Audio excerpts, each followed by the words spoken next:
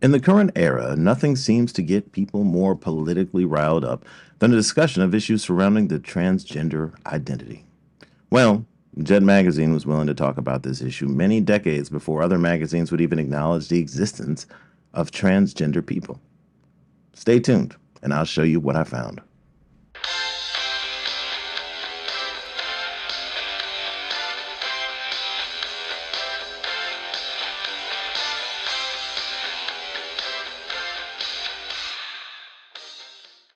Now, reasonable people recognize that transgender people need to be respected as individuals and left to live a life that they find most fulfilling, free of harassment, mistreatment, discrimination, and violence. However, critics of their community often zero in on what appears to be an almost parasitic phenomenon among the newcomers to the ranks of those who call themselves transgender.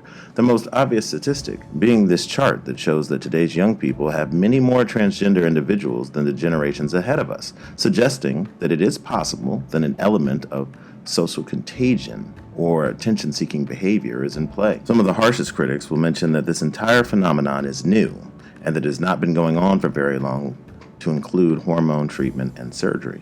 And if you search the mainstream literature, such as Time Magazine, Life Magazine, and mainstream newspapers, this would appear to be true. But as I searched Jet Magazine for other topics, I started to notice an interesting subject come up time and time again. In the 1950s, they called these individuals female impersonators, and in the 60s and 70s, they called them transvestites. Then in the 1980s and part of the 70s, they called them transsexuals. These terms are not considered respectful anymore. Kind of like Negro or colored is no longer acceptable when referring to black people or African Americans. But I believe that all of these instances of female impersonators, transvestites, transsexuals, they're all referring to the same group of people. Today, we call them transgender women. Back then, they had to operate in the shadows, and Halloween, the night when everyone can come out in costume, that was their favorite night of the year.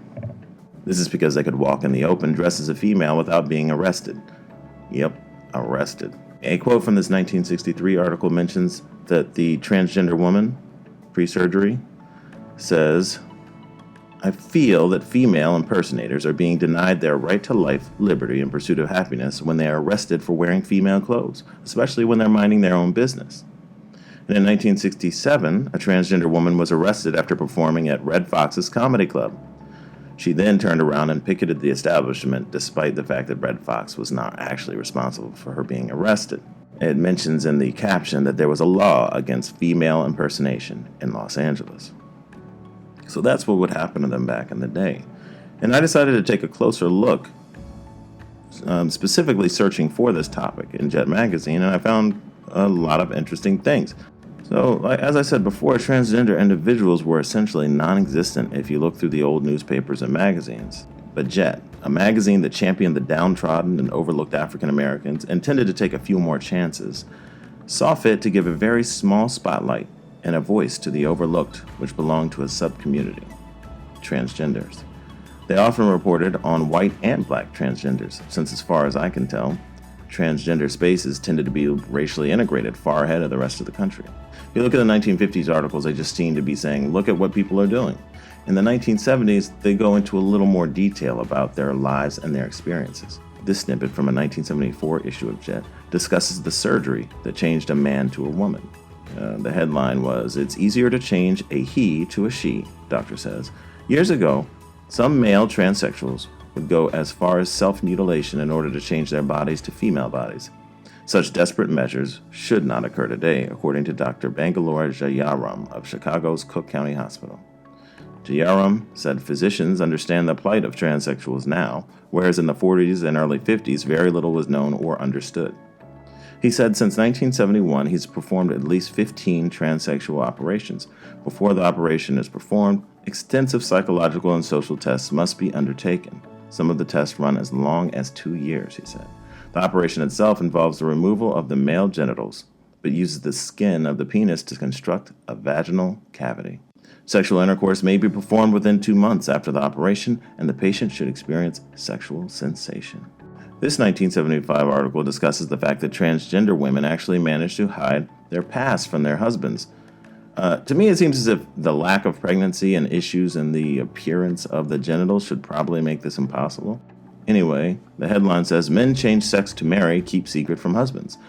Don't expect a male transsexual to gush facts about his sex change, according to a report in the current issue of American Journal of Psychiatry.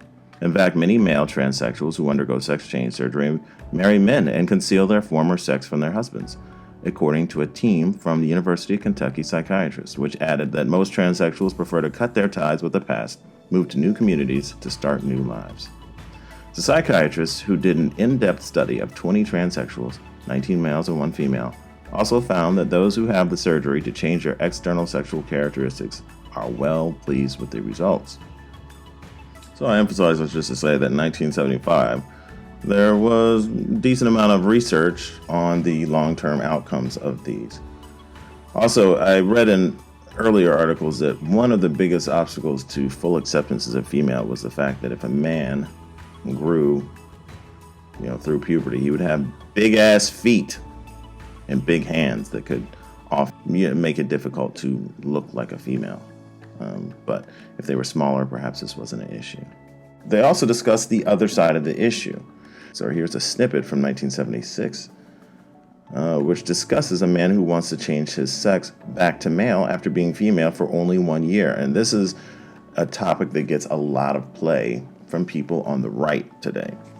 They will take examples of transgenders who want to turn back as proof that maybe the whole thing is a bad idea. I don't necessarily see it that way, but that's how it's being used a lot. So the headline was, "Transsexual Reborn Wants to Return as a Man." New Orleans transsexual Perry Desmond says a spiritual rekinship with God drove him to seek a reversal of the operation that surgically transformed him into a woman in 1972. In a recent interview, Desmond surprisingly revealed that the compulsion to be transsexual is really a spiritual problem and cannot be overcome until the person experiences salvation and accepts himself. Searching his memory, Desmond continued, "I went through it all, just like Dr. Renee Richards. I'll have a little more on her in a minute. I kept telling myself I was a woman trapped in a man's body. I poured on gallons of silicone for years and finally had the operation. About a year later, when Jesus saved me, I saw reality and realized what I had done." Now at age 40, Desmond is a self-proclaimed evangelist bent on telling his story across the country, hoping to particularly reach those who are, like he once was, so far gone they have no hope. As a testimony that his ministry has touched his own soul, Desmond has been undergoing treatment to reverse the effects of hormone shots and says he will undergo plastic surgery in an attempt to revert to full masculinity. So this is a person who was born as a male, then was uncomfortable, became a female, then was uncomfortable, became a male, and now wants to tell everybody. I don't think this guy is going to be a great example to tell too many people anything, but there's the experience.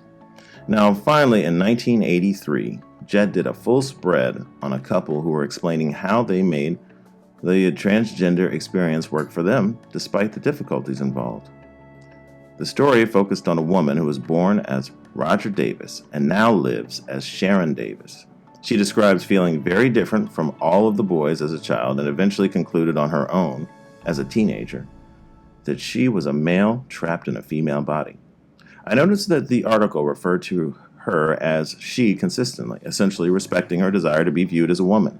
She had the sex change surgery 3 years before this interview, and her fiancé actually helped to pay for it.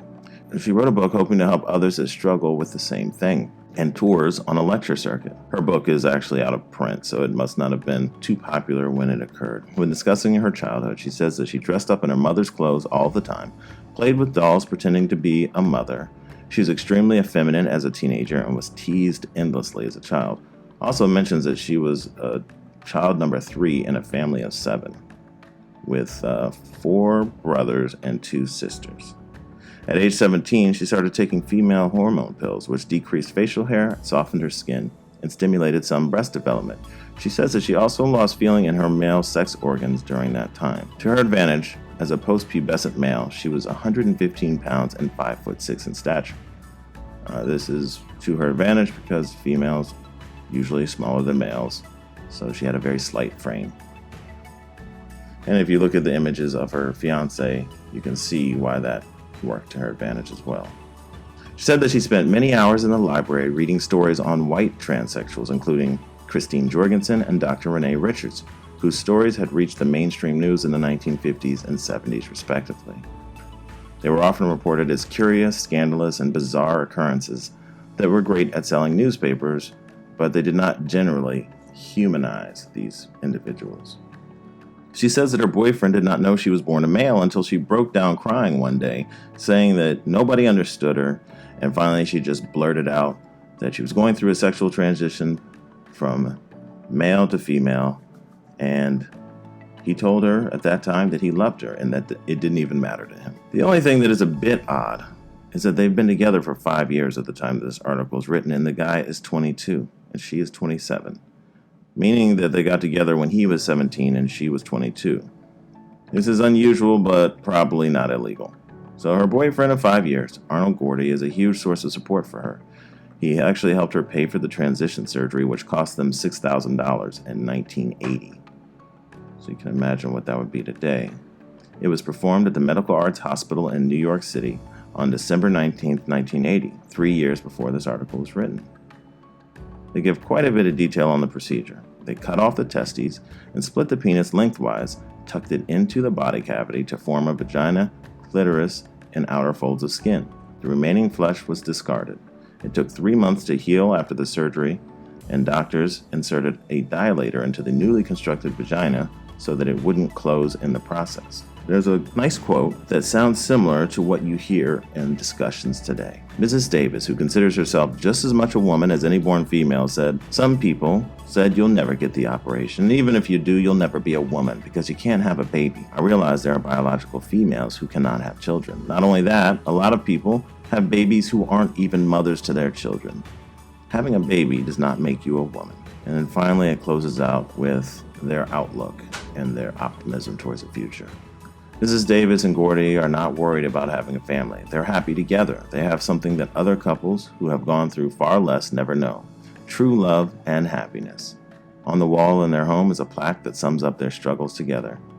Your life is a gift from God. What you make of it is your gift to God. As I said before, it is hard to find humanizing stories about transgender men and women before the past decade, where they have gained considerable support among the general public. But here's Jet Magazine doing it with what appears to be genuine respect and care 40 years ago. I'm impressed by this, actually, that they were so open-minded that they would produce something like this.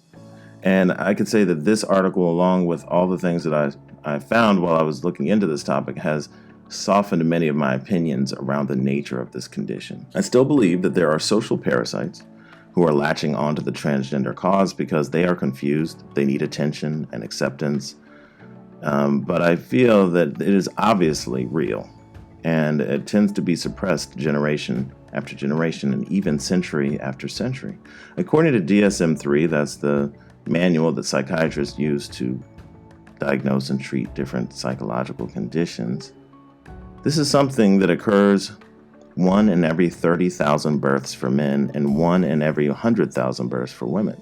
So you can see that if something is occurring in only 1 in every 30,000 individuals, that it would be rare that a single transgender individual in the age occurring before the internet and could easily be singled out, ridiculed, and abused, rejected by society before they even know what's happened to them. There would be no one to tell them that this is something that happens. Not a lot, but it's something that happens. Only in the modern age, where people can use the internet to find people who think and feel like them, would such a small group gain the ability to come together and speak with a combined voice. Interestingly enough, there are historical examples of this phenomenon going back centuries. The most obvious one is the Hijras. They are officially recognized as a third gender in the Indian subcontinent since antiquity. They've been around for centuries. The British colonial authorities sought to eradicate them and criminalize their tribe under Section 377 of the Indian Penal Code in 1860. Today, the Hijras live in well-defined communities with a guru leading them. There's also stories of the indigenous people of the California region who had 3 genders, male, female, and Joya. The Spanish colonial authorities sought to eradicate this third gender. To me, this says that this issue is old, extremely old. But it always seems new because we keep few records on it. And we keep trying to make it go away every time it pops up in Western society. And up until today, until this very moment, when we seem finally willing to let people be whoever they're going to be. And that's probably a good thing. So, thanks for watching. Until next time.